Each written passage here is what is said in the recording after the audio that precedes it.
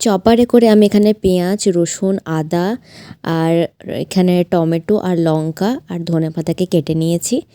আর এখানে আমি কুকারের মধ্যে কালো কলাই আর কিছুটা অল্প পরিমাণে ছোলার ডালকে সেদ্ধ করে নিয়েছি। তোমরা চাইলে রাজমাও এখানে ইউজ করতে পারো। তো আমি এখানে বানাচ্ছি তড়কা। আর আমি এখানে কড়াইয়ের মধ্যে সরষের তেল দিলাম, অনেকটাই পরিমাণে দিয়েছি। তার মধ্যে প্রথমে গোটা জিরে দিলাম। এবার আমি প্রথমেই দিয়ে দিচ্ছি হচ্ছে রসুন আর আদা কুচিটা। এটাকে 1 মিনিট মতো ফ্রাই করে নেব। লাল করার একদমই দরকার নেই, জাস্ট 1 মিনিট মতো ফ্রাই করলে গোল্ডেন কালার চলে আসবে।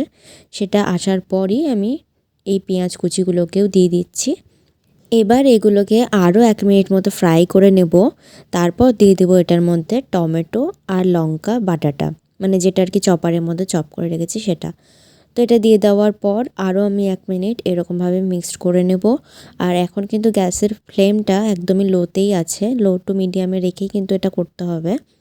এবার দিয়ে দিচ্ছি স্বাদ মতো লবণ আর পরিমাণ মতো হলুদ। আর এখানে 1.5 চামচ পরিমাণে ধনে গুঁড়ো আর 1 চামচ পরিমাণে জিরে গুঁড়ো, একটুখানি চিনি, 1 চামচ গরম মশলা আর 1 চামচ তড়কা মশলা আর 1 চামচ কাশ্মীরি লঙ্কার গুঁড়ো দিলাম। এবার এটাকে খুব ভালো মতো আমি মিক্সড করে নেব। এই মশলাটাকে কিন্তু লো ফ্লেমে ভালো মতো কষিয়ে নিতে হবে, যাতে এটার মধ্যে থেকে কোনো কাঁচা গন্ধ না থাকে। এবার দিয়ে দিচ্ছি একটা ম্যাগি মশলার প্যাকেট। এটা দিলে স্বাদটা একটু অন্য রকমের হয় আর খেতেও খুব ভালো লাগে। এটাকে লো ফ্লেমে রেখে ঢাকনা দিয়ে ঢেকে দেবো 2 মিনিটের জন্য। আর কিছুটা ধনেপাতা আমি অ্যাড করে দিলাম। এবার 2 মিনিট পর ঢাকনাটাকে খুললে আপনি দেখতে পাবেন মশলাটা তেল ছেড়ে দিয়েছে এবং খুব ভালো মতো কিন্তু এটা ফ্রাই হয়ে গেছে। মশলাটা রেডি হয়ে গেছে, কষা হয়ে গেছে মশলাটা। এবার এটার মধ্যে আমি অ্যাড করে দেবো হচ্ছে সেদ্ধ করে রাখা কলাইগুলো। তো জাস্ট দেখুন কালারটা কত সুন্দর এসেছে, আর ঠিক এরকম আসবে তারপরেই কিন্তু কলাইটা অ্যাড করো। এবার আমি কলাইটা সেদ্ধটা আর কি দিয়ে দিলাম। এবার এটাকে লো ফ্লেমে কিন্তু 5 মিনিট মতো আমি মিক্সড করতে থাকবো, যাতে ফ্লেভারটা খুব ভালো মতো, মানে মশলার ফ্লেভারটা যাতে ভালো মতো কলাইয়ের সাথে মিশে যায় সেই রকমভাবে। গ্যাসের ফ্লেমটা কিন্তু লোতে রেখেই করতে হবে, মিডিয়াম বা হাই ফ্লেমে রাখলে কিন্তু সেটা যাওয়ার চান্স আছে।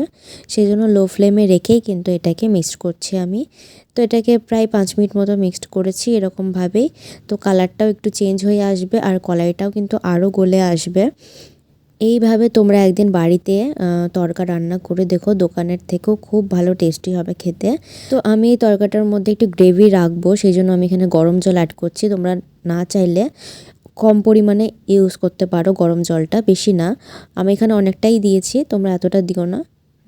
তোমরা পারলে 1 গ্লাস দিও। তো যে পরিমাণে আর কি তড়কাটা আছে সেই পরিমাণ অনুযায়ী কিন্তু জলটা অ্যাড করো।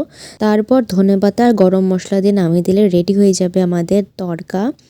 তো বাড়ির তড়কা, কালারটাও দেখো কত সুন্দর এসেছে আর খেতেও কিন্তু তেমনই টেস্টি হয়েছে। তোমরাও অবশ্যই এরকমভাবে বানিয়ে দেখো। তো আমার তো এটা খেতে বেশ ভালো লেগেছিলো। বেসিক্যালি আমার তড়কা বেশ ভালোই লাগে।